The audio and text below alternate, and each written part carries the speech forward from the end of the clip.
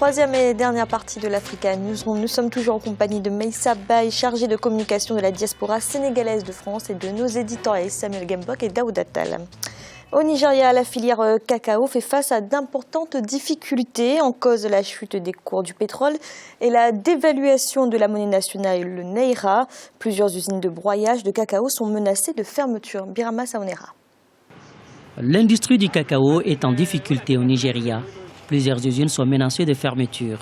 Une situation qui a pour cause la chute des prix du baril de pétrole sur le marché international. À cela s'ajoute la dévaluation de la monnaie nationale, le naira. Dans cette usine de broyage du cacao, la capacité de production a considérablement baissé.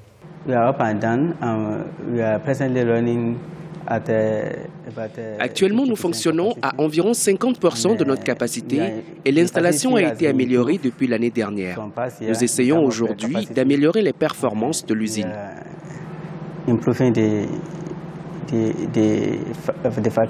Le Nigeria est le 4e producteur mondial du cacao. Aujourd'hui, le gouvernement veut relancer ce secteur pour combler le déficit des recettes pétrolières.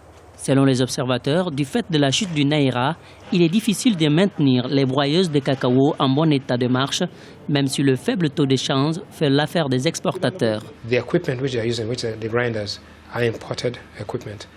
Les équipements qu'utilisent les broyeurs sont importés, les pièces de rechange sont importées également. Si la valeur de la monnaie se déprécie, les broyeurs auront besoin de plus de naira pour acheter des pièces de rechange et autres.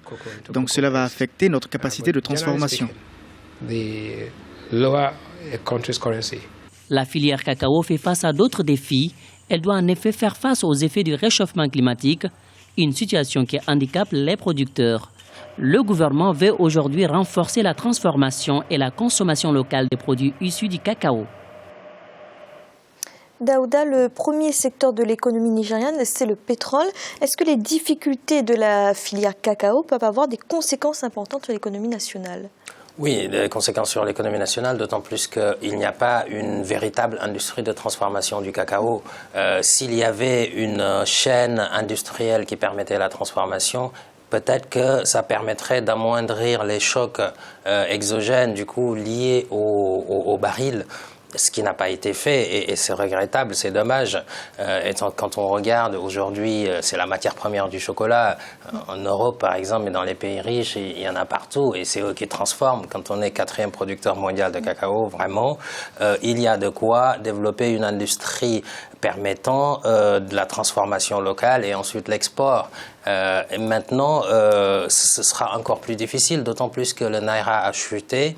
Et cette chute va avoir des conséquences sans doute sur les investissements liés à la culture et à la transformation du cacao, puisqu'il vous faut des machines agricoles, il vous faut des machines industrielles pour transformer. Et quand vous achetez en dollars, en règle générale, et si le naira est faible par rapport à dollar, bien entendu, il vous faut une quantité de monnaie plus importante pour acquérir les investissements nécessaires.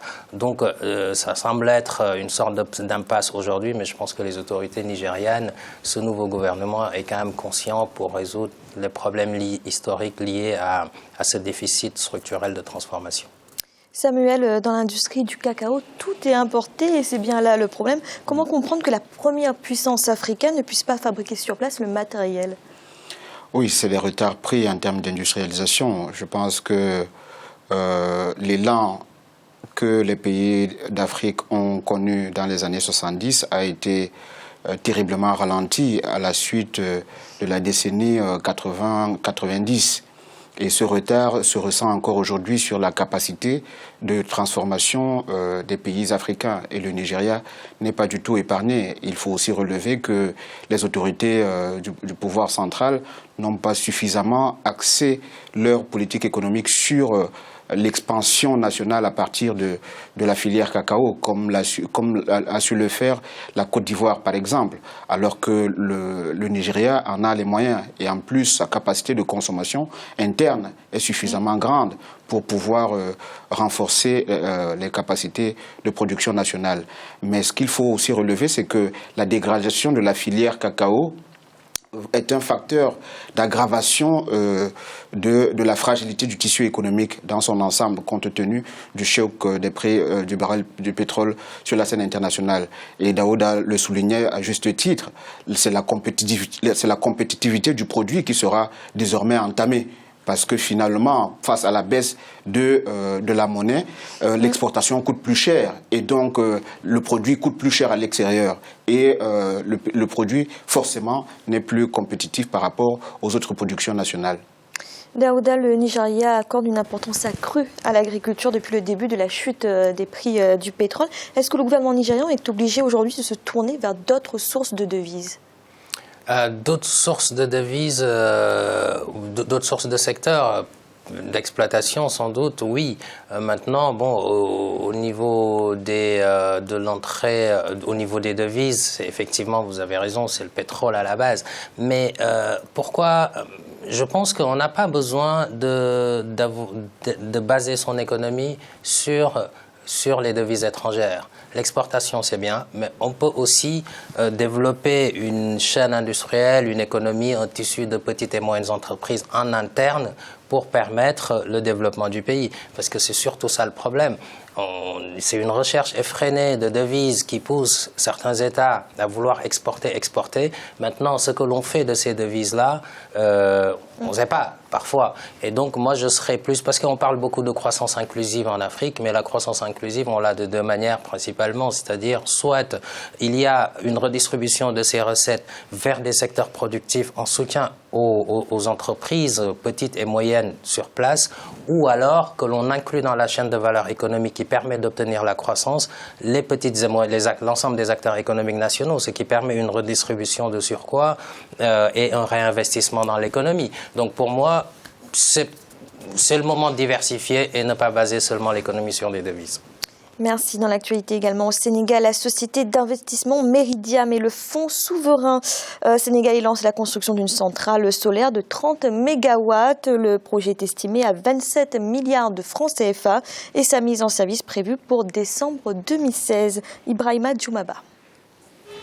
Au Sénégal, l'État et la société d'investissement Meridiam ont mobilisé 27 milliards de francs CFA pour la construction d'une centrale solaire de 30 MW dans le département de Tivaouane. L'énergie produite sera reversée au réseau de la Société nationale d'électricité du Sénégal, Sénélec, à partir de la fin de l'année 2016. Ce projet présente en fait deux avantages. Le premier, c'est son ancrage économique dans le dispositif de la production au Sénégal des ménages. Le deuxième aspect positif, c'est en fait son ancrage dans cet avenir de l'humanité, parce que en fait, il s'agit ici d'une énergie propre. Les travaux de la centrale solaire seront lancés au mois de février 2016 dans le village Santhiou-Mékhé, dans la commune de Meouane. Le Premier ministre, Mohamed Boun Abdallah Dionne, a salué le projet qui s'inscrit selon lui dans le cadre de la promotion du mix énergétique et la réduction de la pollution. On parle trop de mix énergétique, mais une chose c'est de définir un mix, une autre chose c'est d'avoir quand même à partir des avantages naturels, le vent et le soleil en Afrique, prendre quand même les atouts de son environnement et de définir sa politique énergétique. Parce que dans le mix énergétique, on parle de charbon, on parle de gaz. Je crois que l'avenir de ces pays-là réside dans cette option de développement qui partirait des avantages naturels que sont le soleil, le vent et la mer. L'exploitation de la centrale solaire de Santhiou-Mékhé a été cédée à la société Sénergie pour 25 ans. Le kilowatt-heure sera vendu à la Sénélec à 65 francs CFA. Depuis la COP21, le Sénégal multiplie les projets d'énergie verte. En décembre 2015, le pays avait bénéficié d'un financement de 27 millions d'euros de la Banque allemande de développement pour la construction d'une centrale solaire de 15 MW en 2017 dans la commune de Diass. Maïssa Baye, quelle est votre réaction à cette construction d'une centrale solaire ? Oui, bon, je dis qu'il y a eu une évolution. Il y a un an, j'ai discuté avec le ministre de l'Énergie dans un débat au niveau de la radio et il me parlait du mix énergétique en me disant qu'ils allaient construire une centrale à charbon. Au Sénégal, il n'y a pas de charbon. C'est une industrie qui est très polluante. Nous avons 365 jours de soleil. Donc, si on va vers des panneaux solaires, bon, je dis, ou l'éolienne, je dis, bon, là, on en fait un pas. Mais ce que je voudrais rappeler, c'est qu'au Sénégal, il y a des inventeurs. Là, je discute avec une personne avec qui je travaille parfois, qui peut faire qui peut produire, c'est-à-dire faire des machines qui vont produire de l'énergie. Et je pense que ces inventeurs, tout à l'heure, quand vous parliez du Nigeria, vous avez parlé des machines-outils. Donc nous, on a des inventeurs chez nous. Donc il faut aussi que les politiciens essayent de mettre de l'argent dessus. Il faut qu'ils essayent d'investir sur ces projets-là pour que demain, qu'on puisse être autonome. Parce que les panneaux solaires, bon, c'est bien, mais c'est des choses qu'on va acheter à l'extérieur. Les Allemands, ils vont aider, ils vont donner de l'argent, mais les panneaux vont être construits chez eux. Donc nous sommes toujours encore dépendants d'eux. Mais quand même, il y a une évolution. Daouda, est-ce que l'on va au Sénégal vers un véritable mix énergétique ? Il faudrait, ça doit être l'objectif aujourd'hui, non pas que du Sénégal, mais de tous les pays africains, Fanny. Donc le projet en question s'inscrit dans cette dynamique, donc je pense que c'est une bonne chose. Et comme le disait à juste titre M. Mbaye, effectivement, je pense qu'il faut, ne serait-ce que sur la chaîne de maintenance, puisque bon, installer des panneaux photovoltaïques, c'est une chose, mais après, il va falloir faire la maintenance. On ne va pas faire appel à une entreprise allemande, espagnole ou autre pour à chaque fois réparer. Donc là, c'est source de création d'emplois. Ça peut marcher aussi comme ça, mais l'énergie, c'est le point noir de l'économie sénégalaise, il faut le dire. Et bon, tout ce qui va dans ce sens, c'est une bonne chose. Juste très rapidement sur le montage financier de cet élément, le fonds 6, donc qui est le fonds souverain pour les investissements stratégiques, c'est un fonds qui est destiné pour les générations futures, donc qui investit dans des projets à long terme. Et je pense que c'est un fonds qui devrait être renforcé davantage pour permettre de démultiplier ce type d'initiatives qui visent le long terme. Samuel, est-ce que l'objectif de 20% d'énergie renouvelable en 2017 vous semble faisable au Sénégal ? Tout dépendra de la volonté politique et tout dépendra des moyens mobilisés pour cela. Et je pense que pour atteindre de tels objectifs, il faut des moyens conséquents en termes de formation.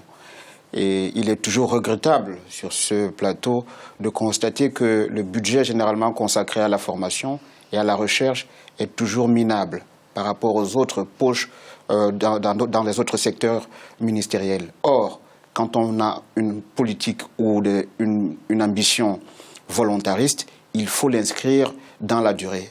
Et l'inscrire dans la durée suppose mettre en place des capacités humaines capables nécessaires pour s'approprier toute la technologie nécessaire. Et sans des ingénieurs sur les 10, 15, 20 prochaines années, capables de construire cette technologie sur le terrain, personne n'atteindra l'autonomie énergétique. Si on veut atteindre l'autonomie énergétique, il faut préparer dès maintenant la formation des ingénieurs dans une masse critique pour les décennies à venir.